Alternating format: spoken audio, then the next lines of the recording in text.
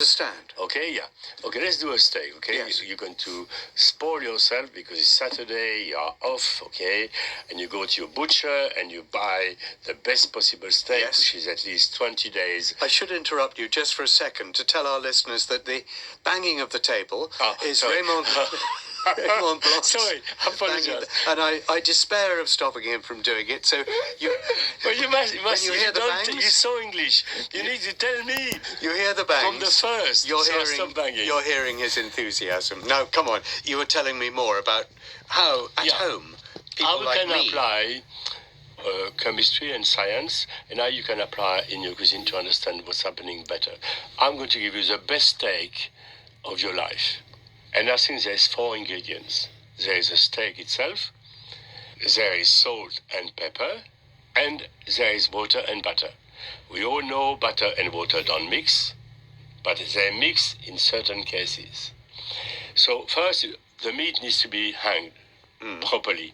Okay, by hanging the meat, the moisture goes out of the meat, it tenderizes it, it breaks down the meat to make it much more flavorful and also more tasty. Put it in the fridge the night, take it 3 hours before outside, so it becomes almost room temperature. Yeah. You prepare your pan, 2 of you medium-sized pans, so it just fits the steak perfectly. Okay? Why? Because the butter will burn if there's too much space. Okay? So you put only 10 grams per portion of butter. Unsalted butter. Why? Because it has the most fat content and the least weight. Salt, pepper from the mill, please. Proper pepper, please. It's got a different flavor. Yeah. Buy a big fat mill so you can grind that milk. Please, I beg you.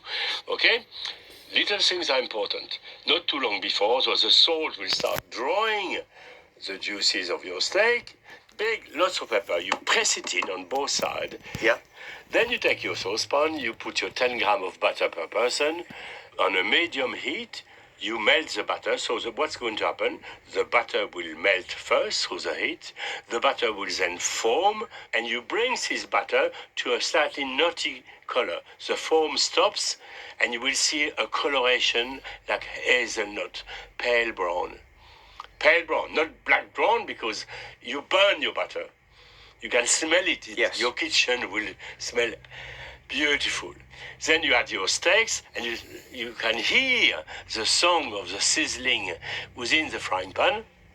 Okay, and that's called the Maillard reaction, which was a French, Monsieur Maillard, who discovered this reaction in 1912, where basically the butter browns the amino acids and protein within the meat, okay, giving that wonderful browning that we love. We all love it. And, your tummy, will start, because that's a connection. All connects, So you burn it just medium rare, 3 minutes. You turn it around. Yeah. And another 3 minutes. Yeah. Make sure it doesn't burn. It mustn't be black, Yeah. huh? No. So control your heat a little bit and listen the song of the sizzling. It mustn't be aggressive.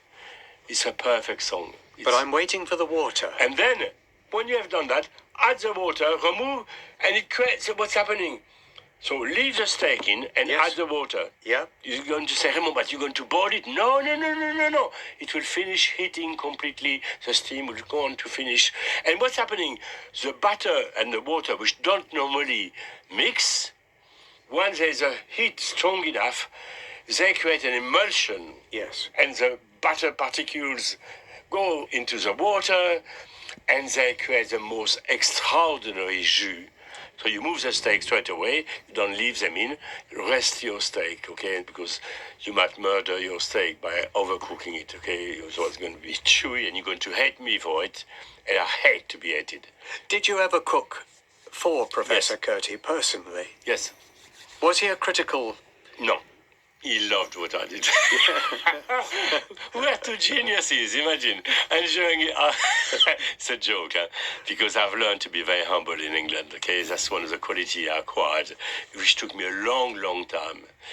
But that was a joke on myself. Your humility is shining through. Absolutely.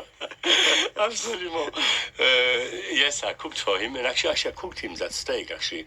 And I cooked a beautiful puree of potatoes, and I showed him how not to work the starch of the potato. He learned, I would like to think, as much as I learned from him. Yeah, it was a joy to be with him. We had a nice bottle of Pinot Noir, remember, Geoffroy Chambertin. I went really for the best. And we had a great time.